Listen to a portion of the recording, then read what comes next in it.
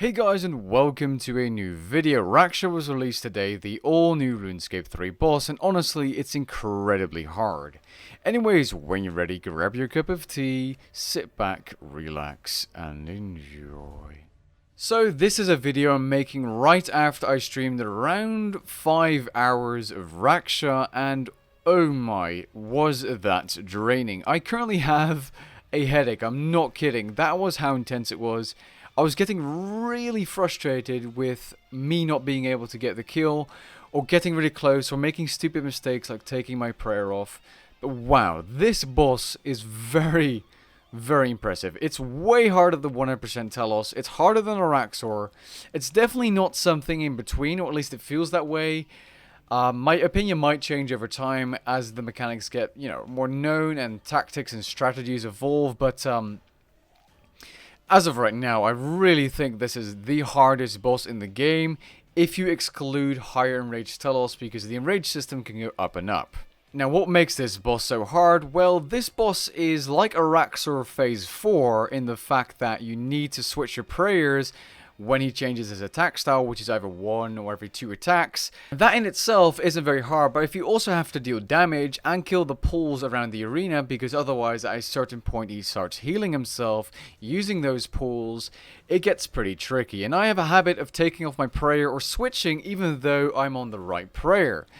And because everything is new here, it makes it a little difficult for me to do, and I did not get a successful kill just yet, but I'm sure if I take the time to relax a bit and do this off stream, I should be able to get myself a kill, at least a kill. A very scuffed one, of course, but at least a kill. But for now, I don't have one.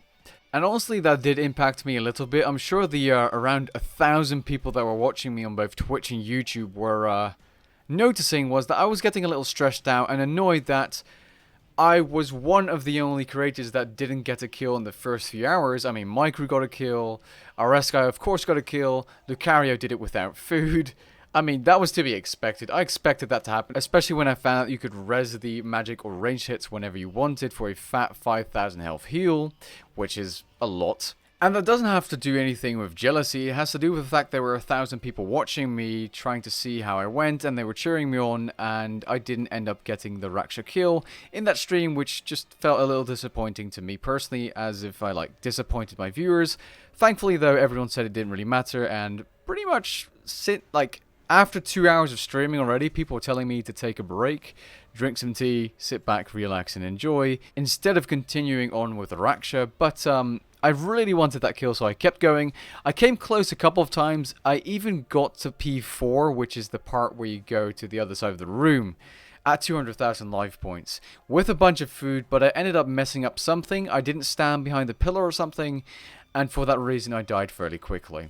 Honestly, to me, it's probably a matter of getting better with the prayer flicks and saving as much food as possible, which Jagex did actually state that this was a boss fight focused around sustaining your health and not wasting your supplies.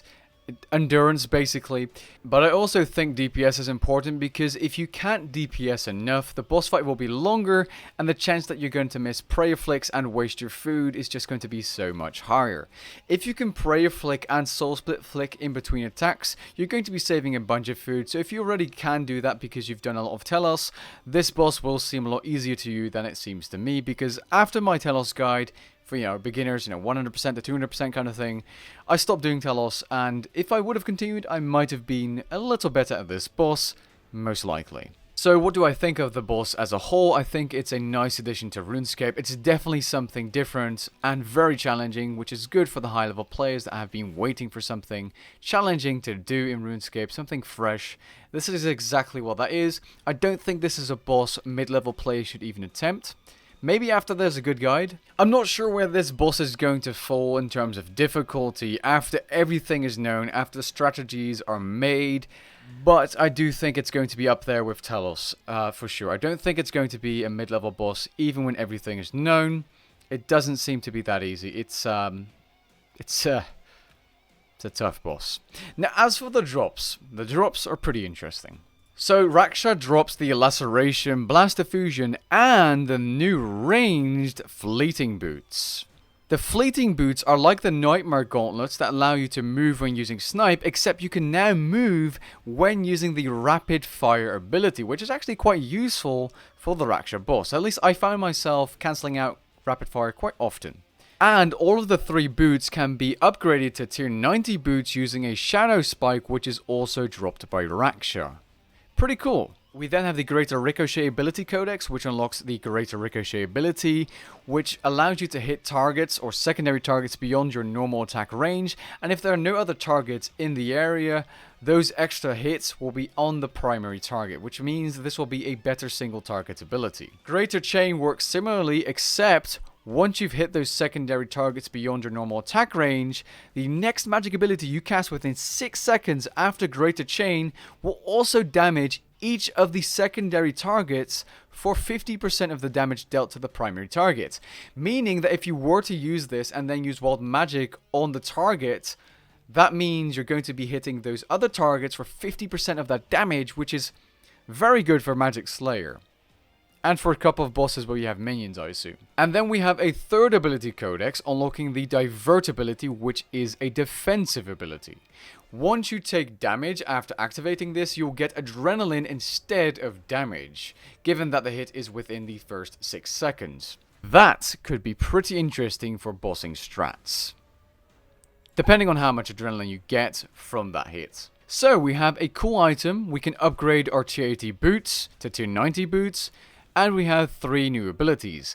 That being said, compared to Mutated Barge and the melee abilities, they don't seem to be that good, if that makes sense. I was expecting Concentrated Blast, Greater Concentrated Blast to let you bleed or asphyxiate, and not something like this. But Greater Chain is probably very good for Slayer. Of course, it's a little hard to judge. I will probably make a testing video of all of these abilities, given that they aren't 300 mil for ages. If they get a little cheaper, I will probably buy them and make a video out of it. As for when I get my first Raksha kill, I will also be making a video out of that showing all of my fails. And obviously, in the long term, I will be making a full guide for this boss, given that I don't rage quit after, I don't know, it might happen. Anything can happen. I probably died around 20 times a day, by the way, if anyone was wondering. Some of them practice mode and some of them outside of practice mode. Anyways, let me know what you think about Raksha and these new items in the comments down below, and I'll catch you guys in the next video. Peace.